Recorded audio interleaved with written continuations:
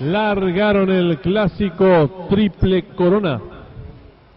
Sale a enseñar el camino al participante número 1, Sixor Incur, pequeña ventaja sobre la número 4, Justina. Entre ambos se desempeña la número 2, Rapera Band, en la cuarta ubicación, el número 5, 8 Enero, más abierto lo hace el 6, Cara Bonita. Los competidores van a enfrentar el codo por primera vez con la número 4 enseñando el camino, pequeña ventaja ahora sobre el número 1, la tercera ubicación se desempeña el número 2, Rapera Band. Cuarto viene accionando el número 3, True Royal. En la quinta ubicación se desempeña el número 5, 8 Enero, cierra la marcha el número 6, Cara Bonita. Los competidores van a ingresar en la recta opuesta el número 1, Sixor Court, corre con cuerpo de ventaja sobre la número 4, Justina. En la tercera ubicación se desempeña el número 2, Rapera Bam. Cuarto mejorando por dentro lo hace el número 3, True Royal. En la quinta ubicación se desempeña el 5, 8 Enero.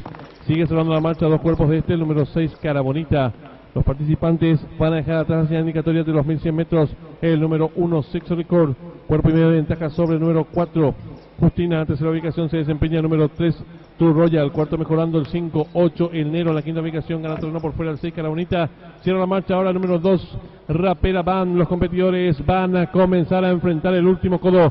Hay lucha en la delantera por dentro el número 3, True Royal, a su costado exterior número 1, Sixor Record. En la tercera ubicación se desempeña el número 4, Justina. Cuarto viene accionando el número 5, 8 Enero. En la quinta ubicación mejora el número 6, Cara Bonita. Cierra la marcha varios cuerpos, el 2, Rapera Band. Los competidores a los últimos 600 metros.